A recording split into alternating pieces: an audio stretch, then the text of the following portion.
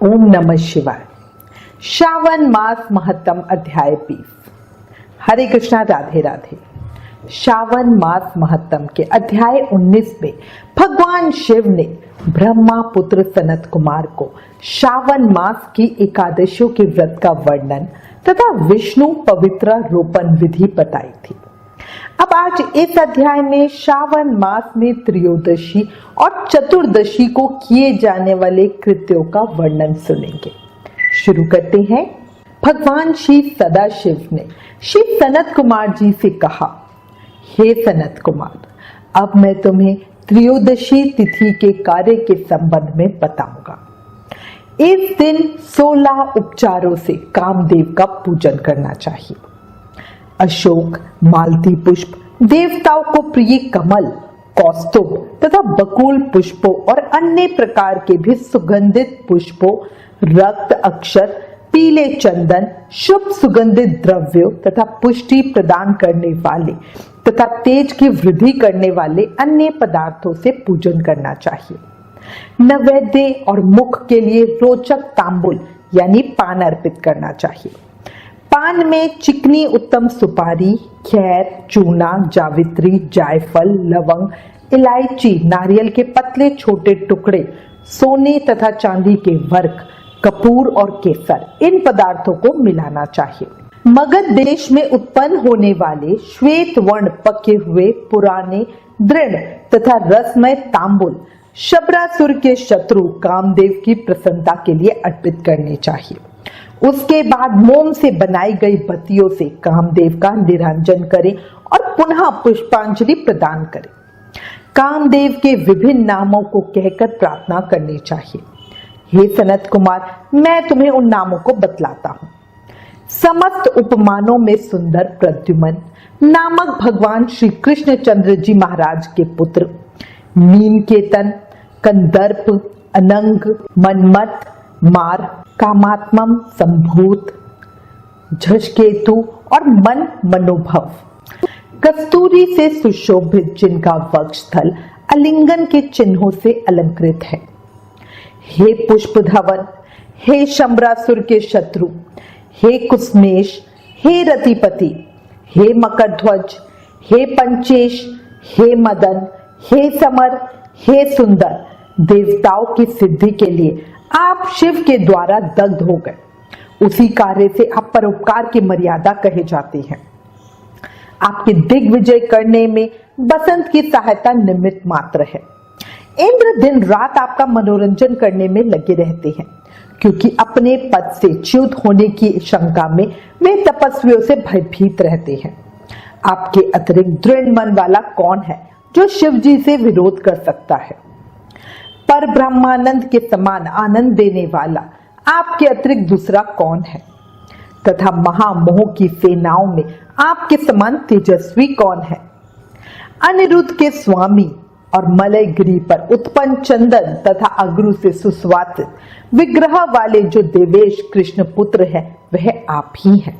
हे शरतकालीन चंद्रमा के उत्तम मित्र, हे जगत की सृष्टि के कारण, जगत पर विजय के समय दक्षिण दिशा तथा पवन देव आपके सहायक थे।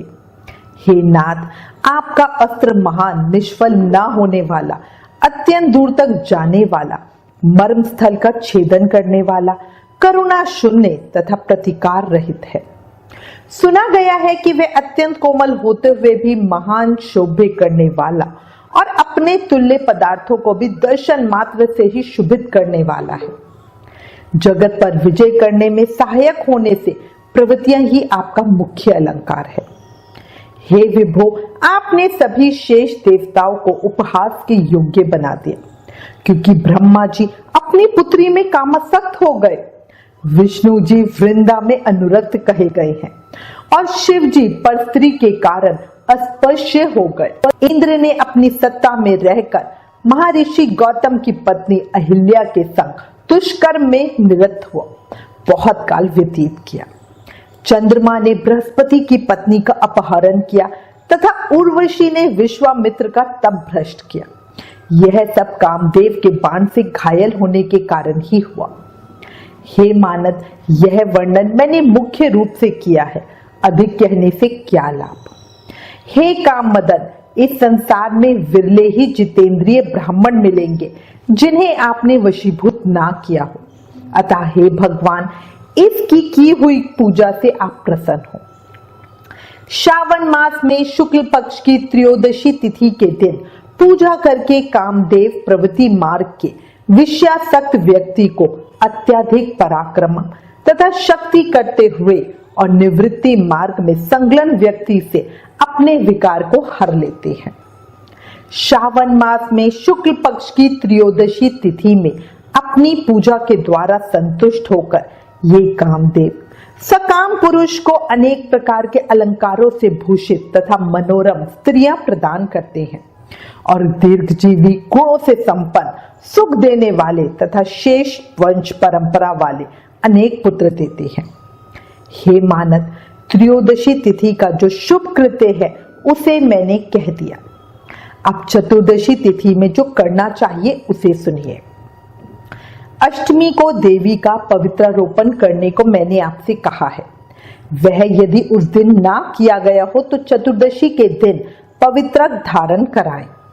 चतुर्दशी तिथि को त्रिनेत्र शिव को पवित्रक अर्पण करना चाहिए। इसमें पवित्रक धारण कराने की विधि देवी तथा विष्णु जी की पवित्रक विधि के समान ही है, केवल प्रार्थना तथा नाम आदि में अंतर कर लेना चाहिए। शैव, आगम तथा जाबल आदि ग्रंथों में इसकी जो विधि है उसी को मैंने कहा है।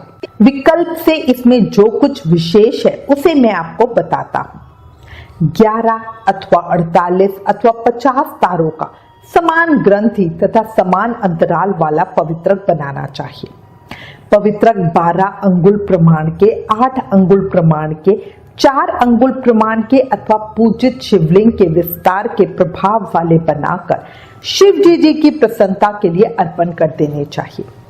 विधि पहले बताई गई है, फल आदि पहले कहे जा चुके हैं। जो इस व्रत को करता है वह कैलाश लोक प्राप्त करता है। हे वत्स, मैंने यह सब आपसे कह दिया, अब आप और क्या सुनना चाहते हैं। इस प्रकार शिवस्कंद पुराण के अंतर्गत ईश्वर सनत कुमार संवाद में श्रावण मास महत्तम में त्रयोदशी चतुर्दशी कर्तव्य कथन नामक 20वां अध्याय संपूर्ण। इस अध्याय के सुनने सुनाने से शिव कृपा और मोक्ष प्राप्त होती है। देखो, अभी भी समय है, ज्यादा से ज्यादा शुभ कर्मों द्वारा अपना मानव जीवन सफल बना लो। कहते हैं ना, कलयुग केवल नाम आधारा, इसलिए ज्यादा से ज्यादा नाम जाप करो। इसी से हमें प्रेम भक्ति मुक्ति मिल सकती है। अब एक बार जोर से प्रेम से जयकारा लगाओ और बोलो, हर हर महादेव, ओम नमः शिवाय, लक्ष्मी नारायण भगवान की जय।